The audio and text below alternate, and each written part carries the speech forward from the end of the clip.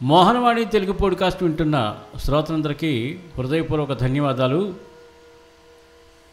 సత్సంగ నిధి కథలు వింటూ ఆనందిస్తూ ఎందరికో షేర్ చేస్తూ మాకు మంచి ప్రోత్సాహాన్ని ఇస్తున్న మీ అందరికీ మనస్ఫూర్తిగా ధన్యవాదాలు తెలియజేసుకుంటూ ఈరోజు కూడా సత్సంగ నిధి నుండి ఒక అద్భుతమైన ఆణిముత్యం లాంటి కథను వినిపించబోతున్నాను. శ్రీ యలవర్తి శేఖరరాజు గారు రచించిన రామనామ మహిమ. ఈ రామనామ మహిమ ఎంత గొప్పదో, ఈ రామనామాన్ని జపించడం వల్ల మనకి ఎటువంటి పుణ్యం లభిస్తుందో అందరం కలిసి ఈ కథలోకి వెళ్ళి తెలుసుకుందాం. మన ఛానల్ని ఇప్పటివరకు సబ్స్క్రైబ్ చేసుకోకపోతే వెంటనే సబ్స్క్రైబ్ చేసుకుని ఆ పక్కనుండే బెల్ బటన్ మోగించండి. నేను చేసే అప్డేట్స్ అన్నీ ఎప్పటికప్పుడు మీకు ప్రసారం అవుతాయి. రామనామ మహిమ. గణపతిపురం అనే చిన్న గ్రామంలో దాదాపు 40 నుండి 50 కుటుంబాలు ఉండేవి. పిల్లలు పెద్దలు అందరూ కలిసి దాదాపుగా 150 మంది జనాభా గల చిన్న గ్రామం. ఆ గ్రామంలో బాగా అన్యోన్య దాంపత్యం కలిగిన వారు భీమయ్య గంగమాంబల కుటుంబం. వీరికి 4 కుమారులు. పూర్వకాలంలో గ్రామంలో ప్రజలు ఎక్కువగా వ్యవసాయం, పశుపోషణ వంటి వాటిపై ఆధారపడి జీవనం గడిపేవారు. భీమయ్య కూడా వారికి ఉన్న కొద్దిపాటి భూమిలో సాగు చేసి జీవనాన్ని సాగిస్తూ ఉండేవాడు. గంగమాంబ ఇంటి పనులు చేసుకుంటూ పిల్లల ఆలన పాలన చూస్తుండేది. భీమయ్య తన సంపాదన అంతా తన భార్యకు తెచ్చి ఇచ్చి జాగ్రత్త పరచమనేవాడు. ఏదైనా ఖర్చు వచ్చినప్పుడు భార్య వద్ద నుండి డబ్బు తీసుకొని వినియోగించేవాడు. ఉదాహరణకు ఇంటికి అవసరమైన వస్తువులు కొనేటప్పుడు కూడా గంగా ఇది ఎలా చేద్దాం అంటూ భార్య సలహా మీద ఆధారపడేవాడు. ఒకరోజు గంగమామ భర్తతో, మీరు ప్రతిదానికి నా మీద ఆధారపడుతున్నారు. ఒకవేళ రాబో కాలంలో అపమృత్యువుతో నేను శరీరాన్ని వదిలివేస్తే మీకు కష్టమవుతుంది. కాబట్టి మీరు స్వతంత్ర నిర్ణయాలు తీసుకునే అలవాటు చేసుకుంటే బాగుంటుందండి అన్నది. అటువంటి సందర్భం ఏదైనా ఎదురైనప్పుడు నేను కూడా నీతో పాటు జీవనాన్ని వదిలివేస్తాను అన్నాడు. అంత అన్యోన్యమైన దాంపత్యం వారిది. రోజులు సంతోషంగా గడిచిపోతున్నాయి. జీవితంలో సంతోషకరమైన రోజులే కాక గడ్డు రోజులు కూడా ఉంటాయనే దానికి నిదర్శనంగా దురదృష్టవశాత్తు పక్క గ్రామంలో కలరా వ్యాపించింది. పూర్వకాలంలో గ్రామాలలో వైద్య సదుపాయాలు అంత మెరుగ్గా ఉండేవి కావు. కాబట్టి గ్రామ పెద్దలంతా కలిసి పక్క గ్రామాలకు ఎవరూ వెళ్ళకూడదని నిర్బంధం చేశారు. దురదృష్టం వెంబడించినప్పుడు మానవ మాతృలం ఏమీ చేయలేము. ఆ గ్రామానికి కూడా కలరా వ్యాపించింది. వడగండ్ల వర్షం కురిసినప్పుడు మామిడికాయలు, చింతకాయలు ఎలా రాలిపోతాయో కలరా ప్రభావంతో గ్రామంలో దాదాపుగా ప్రతిరోజు 10 మంది శరీరాన్ని వదిలిపెట్టేవారు. గ్రామ ప్రజలకు ప్రతిరోజు వారిని సామూహికంగా దహనం చేయడానికి సమయం సరిపోయేది. ఈ విధంగా ఒక పక్షం రోజులలో దాదాపుగా 90 మంది మరణించారు. క్రమంగా కలరా తగ్గుముఖం పట్టింది. ప్రతి ఒక్కరిలోనూ దుఃఖం. వెలిబుచ్చడానికి కళ్ళల్లో నీరు కూడా ఇంకిపోయింది. కొన్ని ఇండ్లలో పూర్తిగా చనిపోయారు.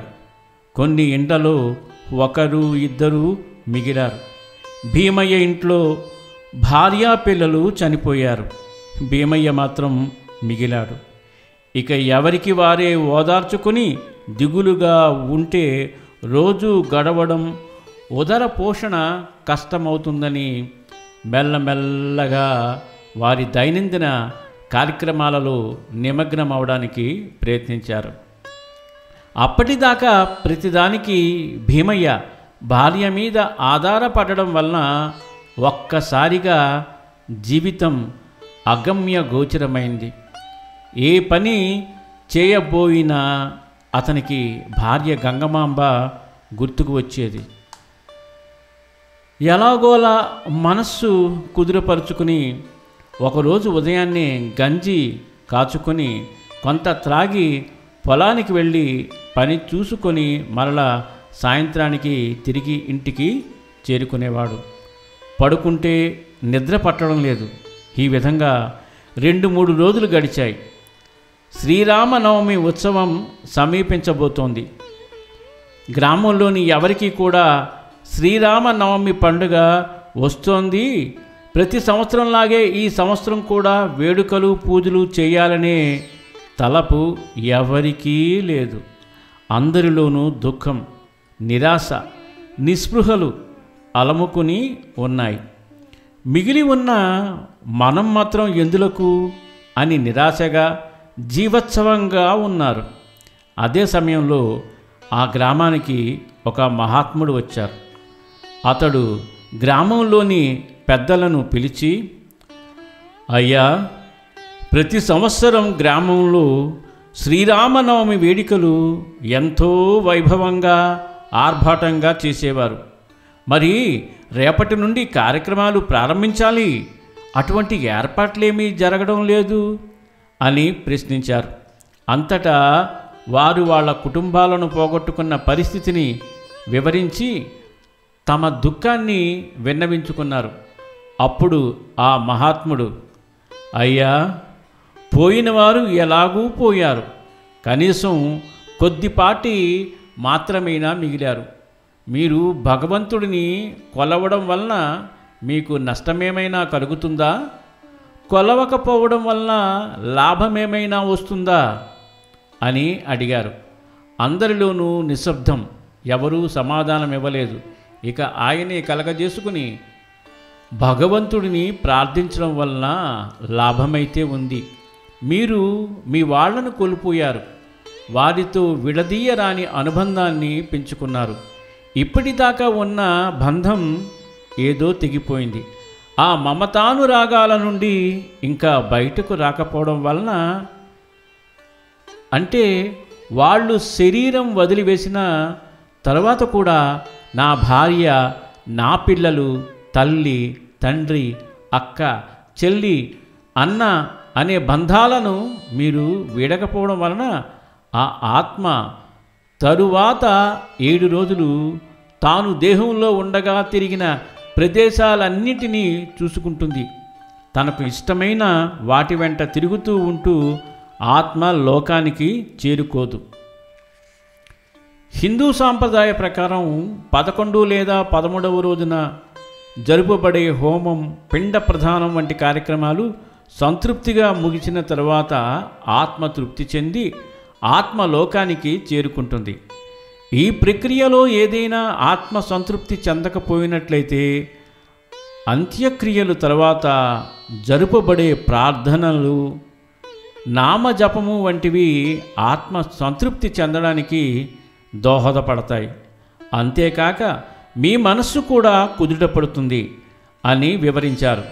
ఇదంతా శ్రద్ధగా విన్న గ్రామ ప్రజలు సరేనని హంగు ఆర్భాటంగా కాకపోయినా సాధారణంగానైనా శ్రీరామ నవమి ఉత్సవాలు ప్రారంభించారు. ప్రతిరోజు పూజా కార్యక్రమాలు, నామ సంకీర్తన, అన్నదానం వంటి కార్యక్రమాలతో ఉత్సాహవంతంగా సాగింది. చివరి రోజున శ్రీరామ పట్టాభిషేకంతో ఉత్సవాలు ముగిశాయి. ఈ వారం రోజులు జరిగిన కార్యక్రమాలలో పాల్గొనడం, మహాత్ముడు ప్రతిరోజు చేసిన ప్రవచన కార్యక్రమంతో వాళ్ళ మనస్సు కుదుటపడింది. ఇక ఆ మహాత్ముడు శ్రీరామ నవమి వేడుకలు పూర్తయ్యాయి కావున నేను ఉదయం 6 గంటలకు బయలుదేరి వెళ్తానని గ్రామస్తులతో చెప్పాడు. గ్రామస్తులు కూడా ఆ మహాత్మునితో, అయ్యా, దిక్కుమొక్కు లేక అజ్ఞానంతో ఉన్న మాకు ఆ భగవంతుని రూపంలో వచ్చి మా అజ్ఞానాన్ని తొలగించారు. ఇక నుండి మా దైనందిన కార్యక్రమాలతో పాటుగా ప్రతిరోజు విధిగా కొంత సమయం భగవంతునికి కేటాయించి మా పనులలో కూడా భగవంతుని నామస్మరణం చేసుకుంటాము అని తెలిపి ఏదో వారి శక్తి కొలది దక్షిణ సమర్పించారు. భీమయ్యకు మాత్రం ఆ రాత్రి కూడా నిద్ర పట్టలేదు. దిగులు పట్టుకుంది. భార్య బిడ్డలను పోగొట్టుకుని ఏమి చేయాలో తోచక దిక్కులేని స్థితిలో ఉన్నాడు. ఆ మహాత్ముని రాకతో, మంచి మాటలతో, భగవంతుని నామస్మరణతో కాలం గడిచిపోయింది. ప్రతిరోజు 4 మంచి మాటలు చెప్పి జీవితాన్ని ముందుకు నడిపించేవారు లేక నేను మరల అనాథను కాబోతున్నాను అనుకున్నాడు. రాత్రంతా నిద్ర పట్టక తెల్లవారుజామున 4 గంటలకు నిద్రలేచి మహాత్ముని వద్దకు వెళ్ళాడు. ఆయన ప్రొద్దునే దైనందిన కార్యక్రమాలు ముగించుకుని ధ్యానంలో నిమగ్నమయ్యారు. మహాత్ములు ఉన్న ప్రదేశంలో ప్రశాంతత ఉంటుంది. వారి యొక్క చూపులో అద్భుతమైన దివ్య శక్తి ఉంటుంది. వారి స్పర్శతో మహత్తరమైన శక్తి మనలో ప్రసరిస్తుంది అంటారు. అదేవిధంగా భీమయ్య కూడా వెళ్ళి కూర్చున్న కొంత సమయానికి ధ్యానంలో నిమగ్నమయ్యాడు. కొంత సమయం తర్వాత దాదాపు 5 గంటలకు మహాత్ముడు ధ్యానం పూర్తయ్యాక భీమయ్యను చూసి, ఇదేమిటి ఉదయాన్నే వచ్చావు అని ప్రశ్నించారు. అంతటా భీమయ్య, స్వామి, భార్యా బిడ్డలను పోగొట్టుకుని అనాథగా ఉన్నప్పుడు మీరు వచ్చి మాకు మంచి మాటలు చెప్పి భగవంతుని నామస్మరణ చేయించి మా మనస్సు స్థిమితపడేలా చేశారు. ఈ రోజున మీరు గ్రామాన్ని విడిచి వెళుతున్నారు. నేను మరల అనాథను అవ్వబోతున్నాను అని విలపించాడు. అంతటా ఆ మహాత్ముడు, ఎవరు అనాథులు కారు, మనమందరం ఆ పరమాత్ముని బిడ్డలము. మనల్ని అన్ని వేళలా తోడు నీడగా ఉండి రక్షిస్తాడు. నేను ఒక నామాన్ని ఉపదేశిస్తాను. దానిని నిత్యం పఠించినట్లయితే భగవంతుడు సర్వకాల సర్వావస్థలలో నీతో ఉంటాడు.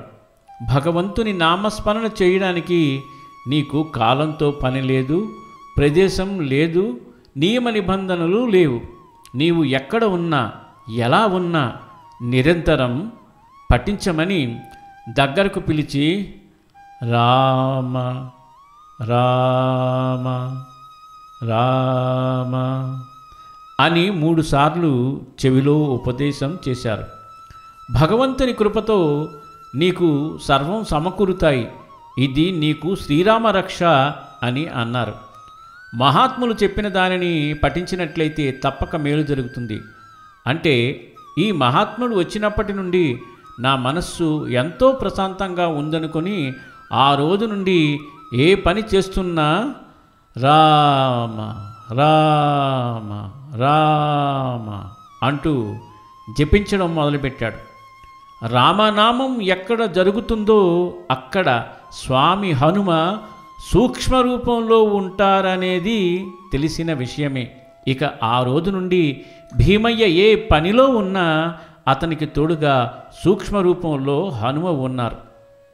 ఒకరోజు తెల్లవారుజామున భీమయ్య కాలకృత్యాలు తీర్చుకోవడానికి వెళ్ళాడు. ఆ సమయంలో కూడా భీమయ్య రామ రామ రామ అంటూ నామస్మరణం చేసుకుంటున్నాడు. సూక్ష్మరూపంలో ఉన్న హనుమంతుకు చాలా కోపం వచ్చింది. భీమయ్య అశౌచముగా ఉండి నా రాముని తలుచుకుంటున్నాడని వెంటనే భీమయ్య వీపు మీద ఒక గుద్దు గుద్దాడు. అతనికి వీపు మీద ఏదో తగిలినట్లుగా శబ్దం వినిపించింది. కానీ నొప్పి, బాధ ఏమీ కలగలేదు. భీమయ్య యథావిధిగా రామనామం చేసుకుంటున్నాడు.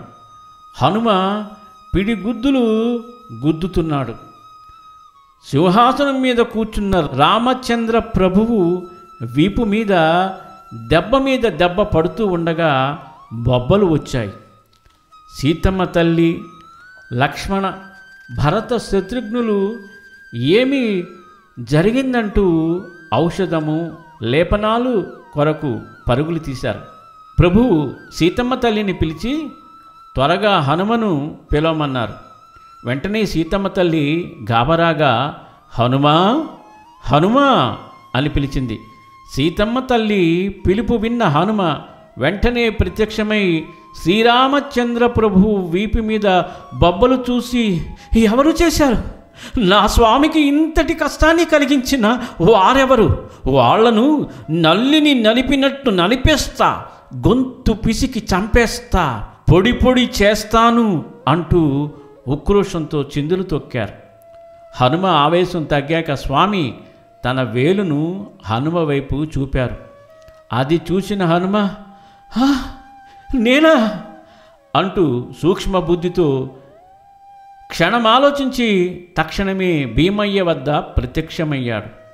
అప్పుడే నది స్నానము ముగించుకుని వస్తున్న భీమయ్యకు హనుమంతుని సాక్షాత్కారం కావడంతో ఉక్కిరి బిక్కిరి అయిపోయి స్వామి హనుమకు సాష్టాంగ నమస్కారం చేశారు. అంతటా హనుమ, ఇంతకాలం నువ్వు ఎవరి కోసమైతే పరితపించావో ఆ రాముడు నీకోసం వేచి ఉన్నాడంటూ భీమయ్యను ఎత్తి భుజం మీద వేసుకొని క్షణకాలంలో ప్రభు ముందు నిలబడ్డాడు.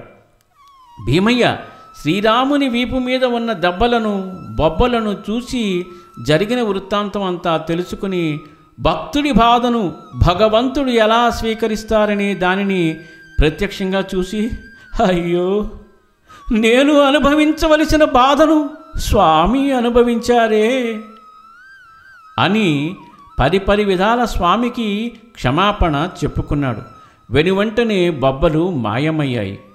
శ్రీ సీతారామ లక్ష్మణ భరత శత్రుఘ్న సమేత ఆంజనేయ స్వామి దర్శనమైనందుకు తన జన్మ ధన్యమైందని ఆనంద బాష్పాలతో వారికి సాష్టాంగ నమస్కారం చేయగా స్వామివారు భీమయ్యకు మోక్షాన్ని ప్రసాదించారు. అంతటా ఆంజనేయ స్వామి రామ నామం తారక మంత్రం. ఎవరైతే చేస్తారో, ఎవరైతే మిమ్మల్ని తలుచుకుంటారో వారికి ఎటువంటి కష్టాలు, బాధలు ఉన్నా తొలగిస్తాను, వారిని సర్వకాల సర్వావస్థలలోనూ కాపాడే బాధ్యత నాది అంటూ ప్రతిజ్ఞ చేశారు. రామనామస్మరణం ఎంత మహిమ గలదో మనందరికీ తెలిసిన ఈ కథ ద్వారా స్వామి హనుమ మరొక్కసారి గుర్తు చెయ్యడమే కాక రామనామస్మరణ చేసేవారి వెంట నేను ఉంటానని తెలియచేశారు. నామస్మరణకు కాల ప్రదేశ నియమం లేదు కాబట్టి మనం ప్రతిరోజు ఆఫీసుకు వెళ్ళే సమయంలో, ఇంటికి వెళ్ళే సమయంలో, భోజన సమయంలో, గృహిణులు అయితే వంట చేసే సమయంలో రామనామస్మరణ చేసుకున్నట్లయితే శ్రీరామచంద్ర ప్రభువు మరియు స్వామి హనుమ సదా మన వెంట ఉండి రక్షిస్తూ మనకు కూడా ఏదో ఒకరోజు ఈ రామచంద్ర ప్రభువు దర్శనం భాగ్యం కలుగుతుందని ఆశిద్దాం. అద్భుతమైన కథ చదువుతుంటే, వింటుంటే మనస్సు ఆనందంతో పరవశించిపోతోంది.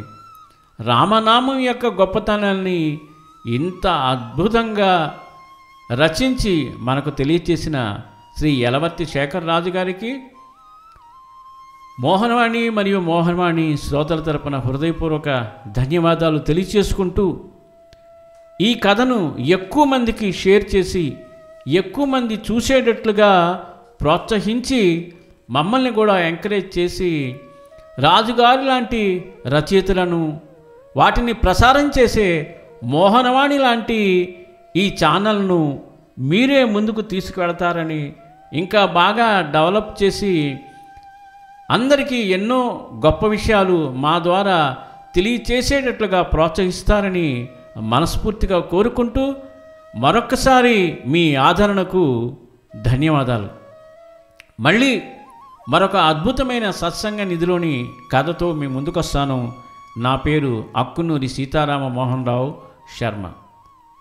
సర్వే జనా సుఖినో భవంతు, లోకా సమస్తా సుఖినో భవంతు. జై శ్రీరామ్, జై శ్రీరామ్, జై జై శ్రీరామ్. ధన్యవాదాలు. మోహనవాణి తెలుగు పోడ్కాస్ట్ ఛానల్ని లైక్, షేర్, సబ్స్క్రైబ్ చేయండి. ప్రక్కనున్న గంటను మ్రోగించండి.